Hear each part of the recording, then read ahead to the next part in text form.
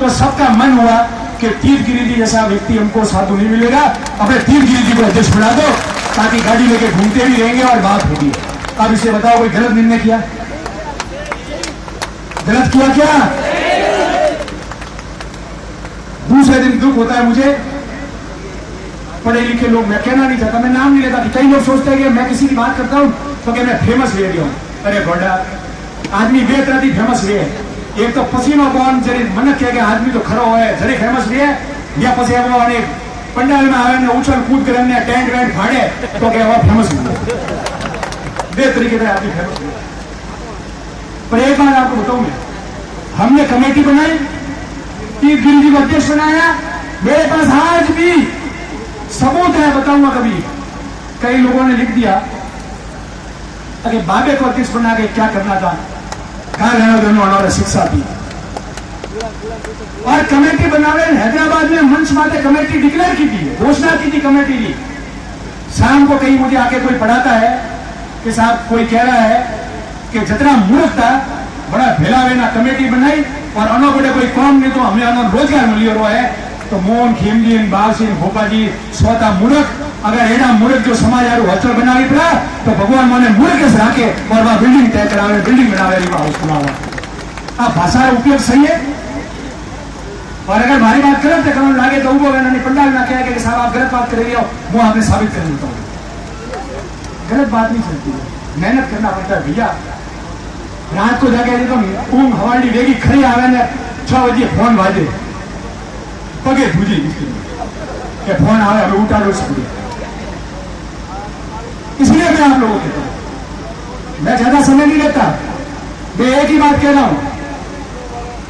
खेमरा जी ने कहा है हॉस्टल के लिए जमीन मांगी हुई है, हम इंतजार कर रहे हैं 1-2 महीने, अगर नहीं होती है तो हमने ये तैयारी कर दी है, जमीन भी देख रहे हैं कि 2 महीने बाद में कहां जमीन लेनी है, कितना पैसा लगेगा, और जैसे गर्मियों की छुट्टी पूरी हो जाए उसके बाद में देशावर जाके अपने लोगों के साथ हम सब साथ में जाएंगे और कहेंगे कि हॉस्टल निर्माण के लिए आप लोग आगे आओ।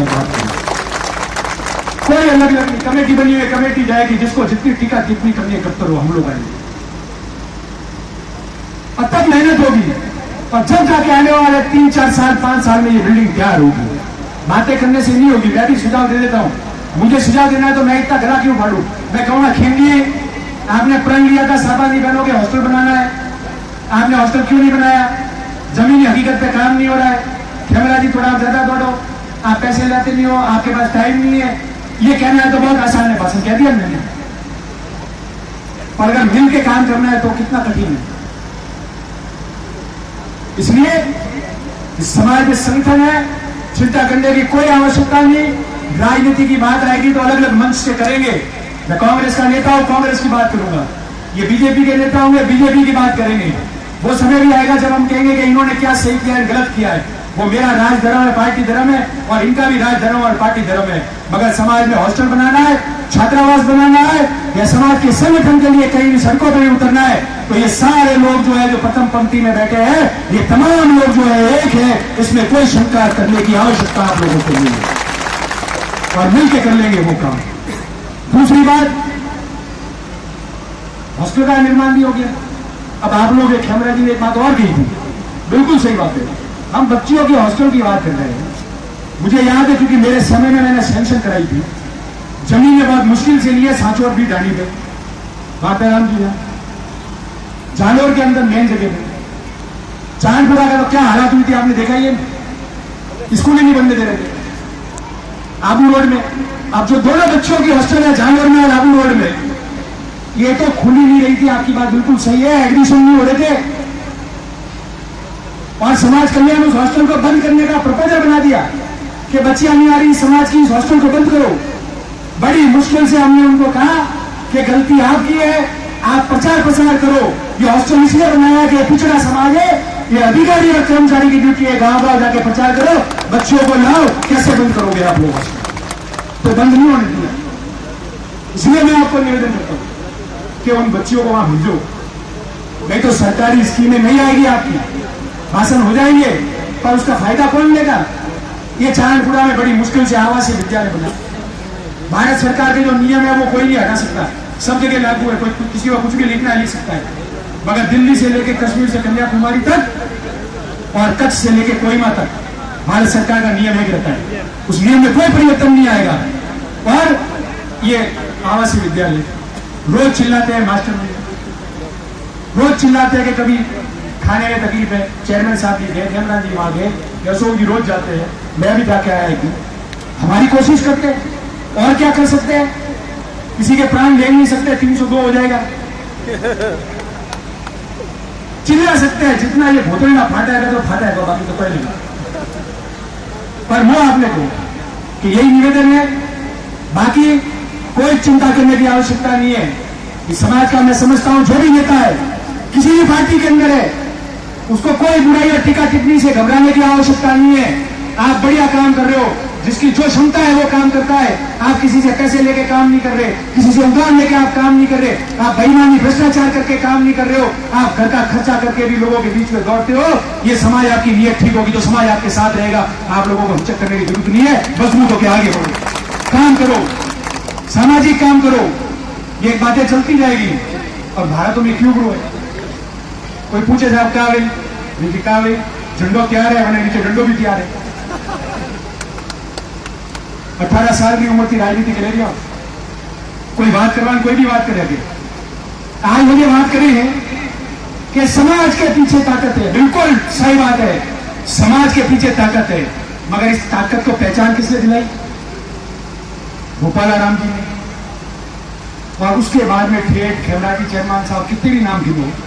जब मैं टिकट मांगने जाता था 2003 में, उस समय 22-23 साल की उम्र थी, पदाधिकारी तो पहले ही बन गया था, ये मूंछों के बाल भी नहीं फूटे थे, और लोग कहते थे देखो दिमाग खराब हुआ है, टिकट मांगा आवे ने वन में सोरो आई हुए आगे कई शौक था, आगे कई शौक था। बंदा देखो ना नहीं, तो केवल एक बस आई थी हमारे हाथी, कुछ लोग रानीवाड़ा के मारसा और कुछ लोग इस राम सिंह क्षेत्र की गाड़ी भर के, ये 2 बसें आई थी जो जिंदगी में पहली बार किसी ने वहां दिल्ली की सड़कों पे देखा, बैठे हुए ऐसे घूमते हुए। इंटरव्यू लिए, इनमें से कई लोग आ जाए, पूछो, सब टीवी वाले इंटरव्यू लेने आए और कामयाब हुए, टिकट लिए। फिर आपने हमारी ताकत बढ़ाई है, नो डाउट, मगर उस दिन क्या था, उस दिन कौन कर रहा था और आज भी कौन कर रहा है? अगर नहीं हो सके तो किसी का मनोबल मत गिराओ, मेरा तो गिरता ही नहीं। मेरे तो कोई बुराई करता है तो सुबह तय करता हूं कि 100 भाग रहे थे, इसने बुराई किया 125 भागो, अपन तो क्या रहते हैं और क्या रहूंगा, मैंने कहा पूरी उम्र इसमें लगा दी, दिन रात काम कर रहे, गलती भी होगी, चूक भी होगी, कुछ गलत मैंने भी किया होगा, अगर काम करते हुए गलती की है तो मेरी तरफ से हाथ जोड़ के माफी, और समाज को गिराने के लिए कोई गलती करता है तो आप सबको उसका सबक देना है, ये निवेदन मैं आप लोगों को। इसलिए कोई तकलीफ वाली बात नहीं है, तो मैंने तो कह दिया कोई चिंता नहीं है, मैदान तैयार है।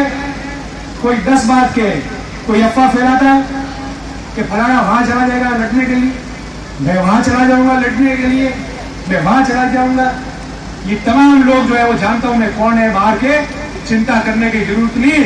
लड़ेंगे तो जहां लड़े थे वहीं लड़ूंगा, किसी कीमत पे, हर हाल में और हर परिस्थिति में लड़के रहूंगा। ये कोई जो है बातें करके इसका मनोबल आप कम नहीं कर सकते, इरादे को कम नहीं कर सकते। हम बातों से नहीं उड़ते, हम आसमान में हौसलों से उड़ते हैं। और आप लोगों की ताकत इतनी है कि आपको रोज सुबह ही सड़क से निकलता हूं तो देख के गदगद होता हूं। छत्तीसगढ़ का प्रेम आपके साथ है, गलतियां हुई है तो उनसे ही माफी मांगेंगे, वो लोग भी आपके साथ है। एक बार आपका जो है यहाँ से विधायक जो है वो जाएगा इस विधानसभा के अंदर, हम सबको छत्तीसगढ़ के साथ प्रेम रखना है, इसलिए कहीं नहीं रहेंगे, वही रहेंगे और वही फैसला करेंगे। अंत में आप तमाम लोगों को धन्यवाद, भिनमाल के लोकल लोगों को जिन्होंने व्यवस्थाओं में पूरी सहायता की, आप उनको धन्यवाद, प्रवासी मित्र ग्रुप को भी धन्यवाद। और एक निवेदन कर रहा हूं, रोज आपको कार्ड भी बड़ा करना पड़ता है, पहले इतना छपता था, फिर आधा हुआ, फिर बड़ा हो गया कार्ड, अब भैया इतना लंबा तो होगा नहीं 6 फुट का कार्ड। अगली बार से आप एक काम करो, सबके नाम लिखना बंद कर दो, कार्यक्रम की तारीख और वो दे दो, जिसको समाज की चिंता होगी, जिसको समाज के लिए आना है वो अपने आप आ जाएगा, जिसको चिंता नहीं है वो नहीं आएगा। मेहरबानी करके ये नाम लिखने वाली प्रवृत्ति मैं सबसे पहले आज मैं कहता हूं कि मेहरबानी करके मेरी तरफ से आने वाले कोई कार्यक्रम में आप मेरा नाम मत लिखना, डायरेक्ट तारीख और स्थल लिखो, सारे लोग आ जाएंगे। नहीं तो झगड़ा होता है। झगड़ा नहीं होता तो लोग कहते हैं कि साहब अनेरू लख्યું, अनेरू छोड़્યું, अनेरू ऊपर लખ્યું, अनेरू नीचे लખ્યું, મારે કટે જાણું, મોજના આવે ભૂલોડું આવે, પછી થેવડે આવો, बंद कर दो, नहीं तो समाज में तकलीफ आएगी आगे जाके। इसलिए नाम भी बंद कर दो। हेमराज जी हंस रहे, सहमत हो साहब? सहमत है? तो पता, आपको पता है तकलीफ क्या होती है।